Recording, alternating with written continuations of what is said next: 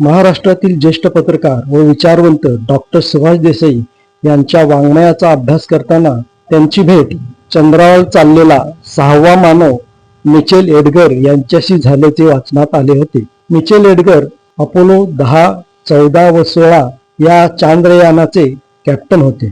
आपल्यासोबत डॉक्टर सुभाष देसाई आहेत. त्यांच्याकडून अधिक माहिती जाणून घेऊ. नमस्कार सर.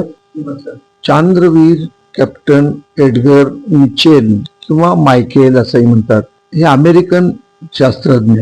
चांद्रवीर एडगर मिचेल यांची आमची भेट एक अचानक झाली.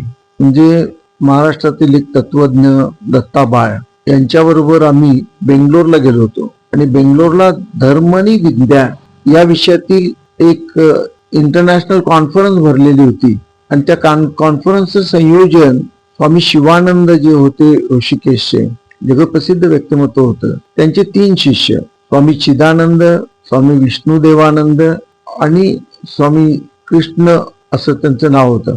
या 3 पैकी स्वामी चिदानंद हे भारतात होते, कृष्णानंद ही भारतात होते आणि स्वामी विष्णुदेवानंद मात्र अमेरिकेमध्ये होते. आणि अमेरिकेमध्ये असताना त्यांचा अनेक लोकांशी जो परिचय झाला, त्यातून असं ठरवलं की बेंगलोरला ही धर्मविज्ञानाची परिषद घ्यायची आणि या परिषदेमध्ये त्यांनी स्वामी शिवानंदांचा, दत्ताबाळांचा परिचय असल्यामुळे त्यांना इन्व्हाइट केलेलं होतं. त्यांच्याबरोबर आम्ही गेलो. परिषदेने आमची व्यवस्था एका हॉटेलवर केलेली होती आणि या परिषदेला कॅप्टन एडगर मिचेल यांना प्रमुख पाहुणा म्हणून बोलवलेलं होतं. बेंगलोरमध्ये फार छान परिषद झाली.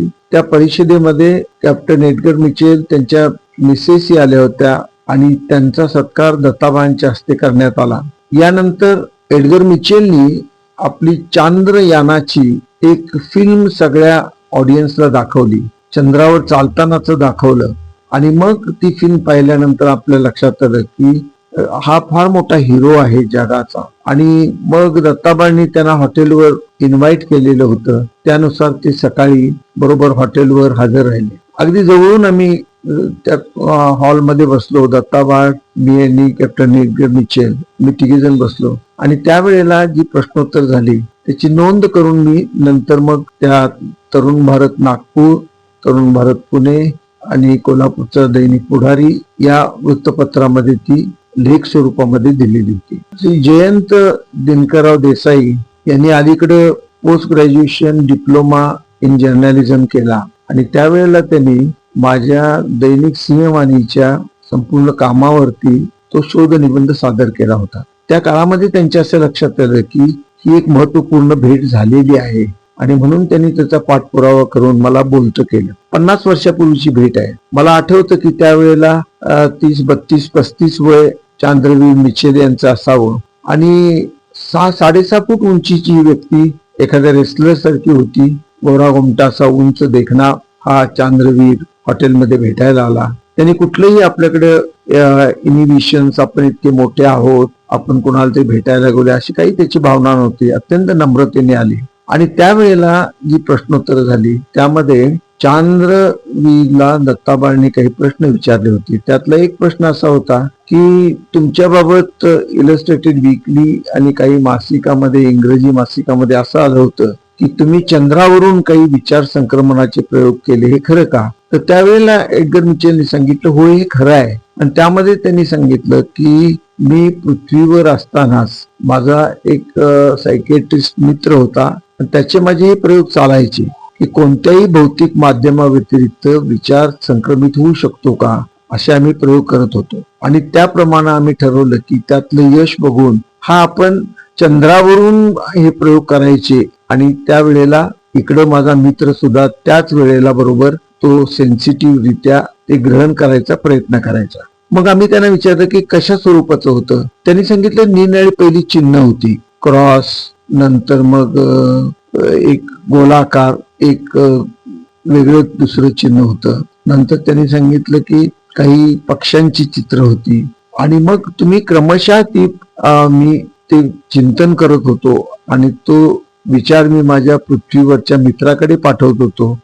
आणि मग ज्या वेळेला आम्ही पृथ्वीवर परतलो त्यावेळेला आम्ही दोघांनी एकत्र बसून त्याची पडताळा पाहिला तर जवळजवळ 80% आमचा प्रयोग यशस्वी झालेला होता. आम्हाला आमच्या दृष्टीतून असं महत्वाचं होतं की मी मानसशास्त्राचा पदवीधर आहे. डॉक्टर सिगमंड फ्रॉइडनी बाह्य मन, अबोध मन म्हणजे mind, subconscious mind, unconscious mind असे जे निरनिराळे टप्पे मनाचे काढले. त्यामध्ये मनामध्ये अशी एक शक्ती आहे की जी भौतिक कुठल्याही माध्यमाव्यतिरिक्त प्रवास करू शकते. म्हणजे गुरुत्वाकर्षण असो नसो त्या वातावरणातून इतक्या दूर अंतरावरून प्रवास करू शकते. याचा अर्थ की स्पीड ऑफ लाईट आपण म्हणतो की सर्वात जास्त असतं प्रकाशाचा वेग. प्रकाशाच्या वेगापेक्षाही जास्त वेगाने या ठिकाणी हा विचार पोचतो. आणि मग ते पोचतो कसा, तर इकडं जो रिसेप्टिव्ह असणारा त्याचा मित्र आहे ती चिन्ह त्यांनी ग्रहण केलेली होती आणि त्याचा सिक्वेन्स अगदी बरोबर होता. तर हे जे प्रयोग आहेत हे अशासाठी महत्वाचे आहेत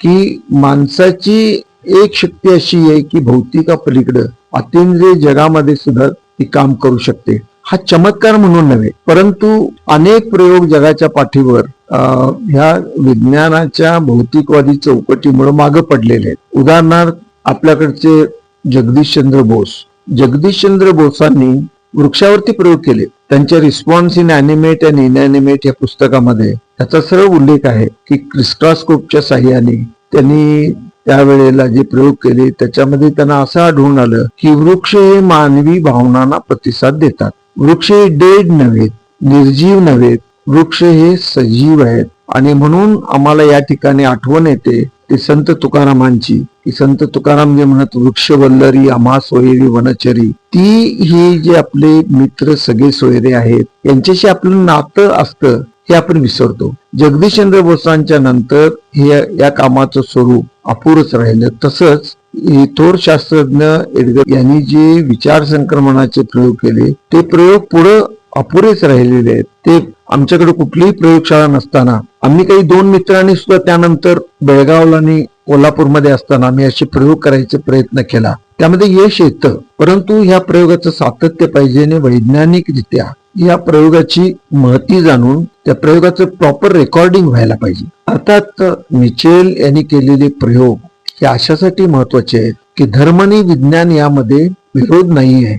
धर्म आणि विज्ञानामध्ये दत्ताबाळ म्हणत त्याप्रमाणे धर्म किंवा स्पिरिच्युअलिटी हा व्यक्तिनिष्ठ माध्यमातून सत्याचा घेतलेला शोध असतो, तर विज्ञान हा वस्तुनिष्ठ माध्यमातून सत्याचा घेतलेला शोध असतो. या प्रयोगातून हे सिद्ध होतं की या दोन्हीमध्ये काही सत्याचा शोध घेण्याचे 2 मार्ग असले तरी अंतिमता ते एकाच ध्येयाकडे नेतात. त्यामुळं धर्म आणि विज्ञान हे विरोधी असं मानायचं कारण नाही, उलट त्यांच्यामध्ये अतिशय छान समन्वय साधता येतो असा याचा निष्कर्ष आहे. अनेक हार्वर्ड विद्यापीठमध्ये असो किंवा पॉल ब्रंटननी सर्च ऑफ सिक्रेट इंडियामध्ये काही उदाहरणं दिलेली आहेत, तर अनेक योग्यांच्या बाबतीमध्ये हे प्रयोग भारतामध्ये झालेले आहेत. या प्रयोगामधून यश आलेले आहे, ते सक्सेसफुल झालेले आहेत. पण त्याच्याकडे आपण अंधश्रद्धा किंवा मिरॅकल या अर्थी बघत राहिलो आणि एका सत्याला आपण मुकलो. त्यामुळे हे प्रयोग पुन्हा होत राहिले पाहिजेत असं मला वाटतं. धन्यवाद.